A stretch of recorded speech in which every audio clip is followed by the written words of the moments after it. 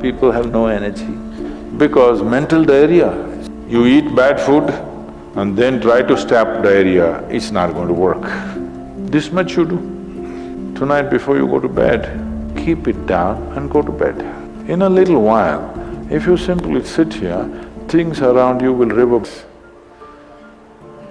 These are all small help, little assistance. You don't see a Shiva or a Krishna holding mudra and sitting like this, simply intense. Nor will you ever see me sitting like this. No, you will not see me practicing Shambhavi or this or that.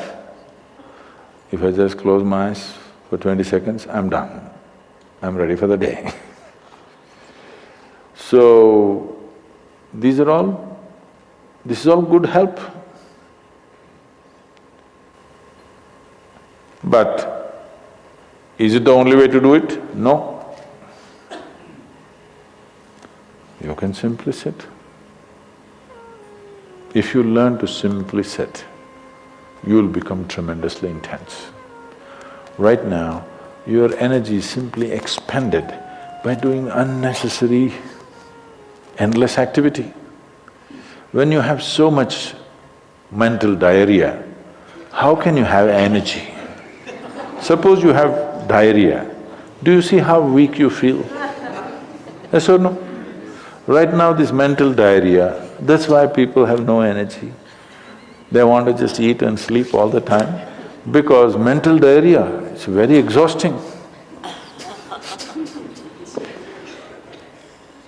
If you have physical diarrhea, you know how exhausting it is.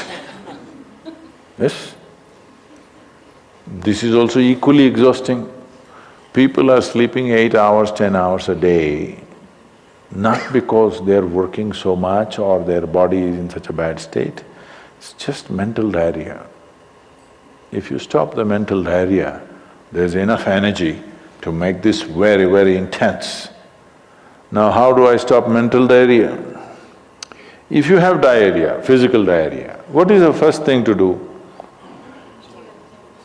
Huh? What?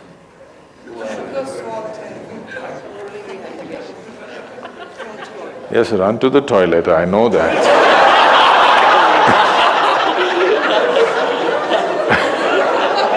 I'm saying as a corrective measure, what's the first thing you do?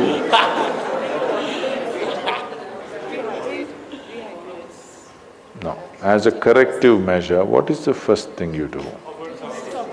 First thing is stop eating, right? Yes or no? But diarrhea means in some way we've eaten something that the body doesn't want. It's trying to throw it out. Yes?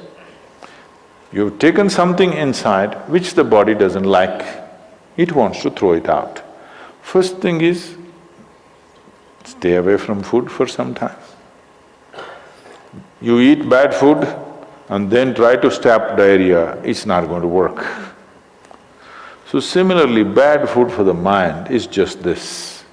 You have gotten identified with things that you are not. The moment you get identified with things that you are not, mental diarrhea is inevitable. It's bad food for the mind. Now it will run endlessly, do what you want. You do any damn meditation, you say Shiva, Rama, it's not going to stop. It's not stopped, isn't it? Because bad food is being eaten every day, you're getting identified with more and more things and you want to stop your mind, you do whatever kind of circus, it is not going to stop.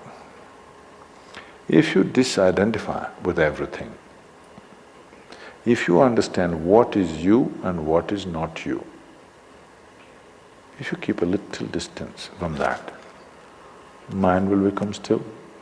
If you want, you can use it, otherwise you can keep it. Now my hand is there, if I want I can move it, otherwise I can keep it. This is a useful hand. Suppose it starts jumping like this. You clearly know there is some kind of an ailment, isn't it? Yes or no?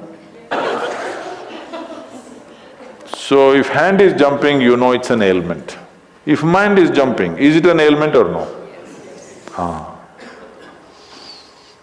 The ailment has come because continuous wrong diet. You tell your mind that I am this, I am this, I am that, I am that. It's having diarrhea. You stop giving it wrong food. If you clearly see even if you do not know what is me, at least you know what is not me, isn't it? This much you do. Tonight before you go to bed, sit on your bed and sit down and discount everything that is not you. This house in which you're living, is this me? No. This loving parent or mother, father, wife or husband or child, they're wonderful, but is this me? No. Now these nice clothes I'm wearing, is this me? No. Now my body, I like it, but is this me? No. Now I'm having so many thoughts, is this me? No.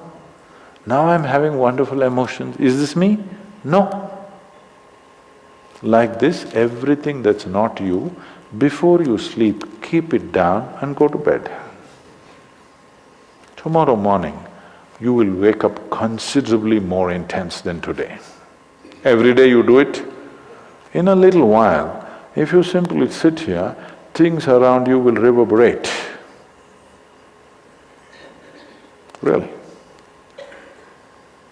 So I was a couple of years ago, I was in America and this is a very typically American question. This lady comes up to me and she's very angry. I've been doing this yoga for last 35 years, nothing happened. But you went and just sat on a rock and things happened to you. This is not fair. Where is that damn rock?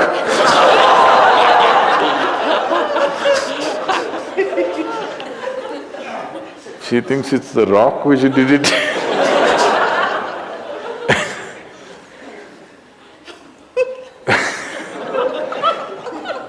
The only sadhana that I did in my life is, right from my very early age, though I was very actively involved with everybody around me, I never identified myself with my parents or my siblings or my endless number of friends or the society or the religion or the country or anything around me. Never identified. Not that I was not involved, I was very involved, very active. Even today I'm very active and involved, but not identified. If you don't identify with anything, there is enough energy in this to become intense. See, I want you to understand, your life energy right now in this body, how many things it's doing here as you're sitting here? Hello, do you know the complexity of activity it is doing? Every cell in the body, your liver, your kidney, your damn spleen and all kinds of stupid things that we cannot even figure even today. Yes? Just see as you sit here, how many things this energy is doing. Obviously it must be intense to do all this. You are not able to experience it because of diarrhea. When you have diarrhea, that's how you feel, isn't it? Yes or no? So that's how it is. Stop the diarrhea. Stop eating bad food, diarrhea will stop. Once diarrhea stops, there's enough energy in this to sit here and reverberate in a very intense way.